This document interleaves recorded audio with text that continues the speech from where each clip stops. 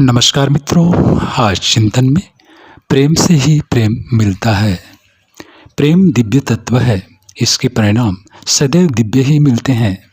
किंतु वह तब जबकि मनुष्य पुरस्कार की कामना से रहित होकर केवल प्रेम के लिए ही त्याग, बलिदान, श्रमोत्सर्ग करता है।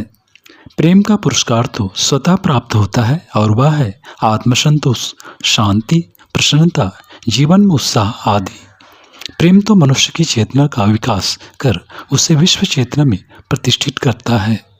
प्रेम प्रेरित त्याग से विचारों में एकाग्रता पैदा होती है, मानसिक स्थिरता से पूर्ण तादात्म्य और इससे आत्म साक्षात्कार की प्राप्ति होती है। भक्ति योग का तत्वज्ञान हृदयंगम किया जाना ईश्वर प्राप्ति के लिए आवश्यक मार्ग है। जब किसी काम से प्रेम नहीं होता तो उसमें कर्तव्य बुद्धि नहीं रहती। मनुष्य कई भूलें करता है, काम को बिगाड़ता है, वह उसे भार स्वरूप लगता है, दुखद बंधन जैसा। मनुष्य अपने काम से जी चुराने लगता है। प्रेम की शक्ति से ही कर्तव्य पूर्ण होता है। इसके अभाव में जबरन कार्य करने पर मनुष्य को शारीरिक और मानसिक रोग सताने लगते हैं।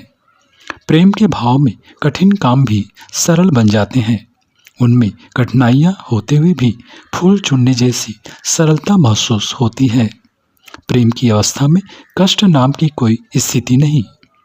प्रेम की धुन में कर्तापन और कर्म फल का ध्यान नहीं रहने से यह भोग की स्थिति बन जाती है। केवल कर्तव्य ही सामने रहता है। कर्तव्य के अभिमान और फल की आकांक्षा के साथ ही क्षमताओं का विकास रुक जाता है। यही कारण है कि एक सरकारी नौकर को दफ्तर का 4-6 घंटे काम ही बोर कर देता है, जबकि देश प्रेमी, समाज सेवी, सेवानिष्ठ लोग 18 घंटे काम करके भी नहीं थकते। प्रेम एक व्यापक तत्व है, उसके साथ ही अनंत शक्ति सामर्थ्य रहता है। साधारण तौर से व्यक्ति महामानव बन जाता है। प्रेम से प्रसन्नता और सहज आनंद मिलता, जिसमें शक्तियों का उद्रेक उसी तरह होता है जैसे पर्वतराज हिमालय अपने हृदय के अवयवों को पिघलाकर अनंत नदी स्रोत बहा देता है। आत्मविश्वास, लगन, निष्ठा, आशा की प्रबल हिलोरें मनुष्य के हृदय में उठने लगती हैं, जो एक छोटे से पुतले को तरंगित कर ऊंचा उठा देती हैं। प्रेम के अभाव में मनुष्य थका थका सा रहता है, काम में मन नहीं लगता, फिर किसी भी क्षेत्र में सफलता मिलना दूर की बात है। प्रेम गिरे हुए व्यक्तियों को उठाता है, क्योंकि गिरे हुए व्यक्तियों में वे होते हैं जिनके जीवन में प्रेम स्नेह का भाव रहा है।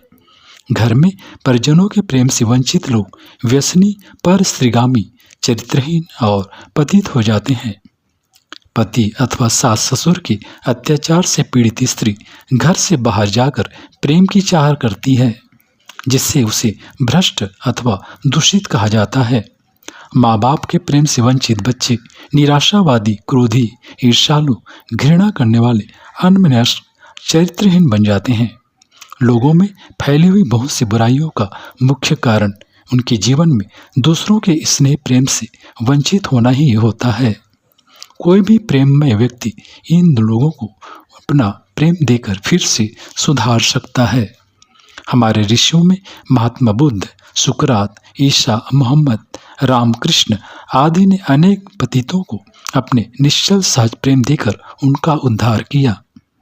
जब मनुष्य का दृष्टिकोण प्रेममय होता है तो उसे दूसरों के दुर्गुण न दिखाई देकर सद्गुण दिखाई देते हैं। इससे मनुष्य के दोष दर्शन का दुर्गुण दूर हो जाता है। दूसरों के दुर्गुण न देखने से आलोचना में भी मन नहीं लगता। हिंसा, क्रोध, ईर्ष्या, द्वेष, डाह की भावनाएं प्रेम से धुल जाती हैं। प्रेम में हिंसा नहीं, दया और करुणा का निवास होता है। प्रेममय व्यक्ति अपना अहित करने वालों के प्रति भी दया, क्षमा, सहिष्णुता की भावना रखता है, उनके सुधार के लिए शुभ कामना करता है। मनुष्य का जैसा दृष्टिकोण एवं चिंतन होता है, वैसा ही उसको यह संसार दिखाई देता है। मनुष्य जब दूसरों से प्रेम करता है तो दूसरे भी उसे प्रेम करते हैं, उसके प्रति सहानुभूति रखते हैं। संसार कुएं की आवाज है। मनुष्य संसार के प्रति जैसा आचरण करेगा, संसार से उसे वैसा ही प्रत्युत्तर मिलेगा। प्रेम से ही प्रेम मिलता है। प्रेम मैत्री के विचार पहले व्यक्तिगत जीवन में ही आत्म प्रसाद के रूप में मिल जाते हैं। इतना ही नहीं, प्रेम एकात्मता पैदा करता है। देखा जाता है कि जिन व्यक्तियों में परस्पर प्रेम होता है, उनके रंग, रूप, स्वभाव, विचार धीरे धीरे एक से बन जाते हैं। प्रेम एक तरह की मानसिक स्थिति है। उसका प्रवाह जिस ओर होगा, उसी तरह के परिणाम भी प्राप्त होंगे।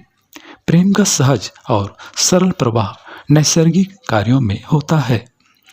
पानी सदैव ऊपर से नीचे की ओर बहता है, किंतु किसी पेड़ की जड़ों तक सोख लिया जाता है तो वही मधुर फूलों, सुंदर फूल और शीतल छाया में परिवर्तित हो जाता है। मित्रों, सांसारिक प्रवाह में प्रेम शक्ति के लगे रहने पर मनुष्य का जीवन पार्श्विक परिधियों में घिरा रहता है। प्रेम के प्रवाह का संचालन विवेक द्वारा होने पर वह जीवन में सत्यम शिवम सुंदरम की प्राप्ति कराता है। जीवन विकास की ओर अग्रसर होता है। बार बार अपने आदर्श के प्रति बाह्य और आंतरिक क्षेत्र में प्रेम शक्ति का अभ्यास करने पर वैसा ही स्थायी भाव बन जाता है।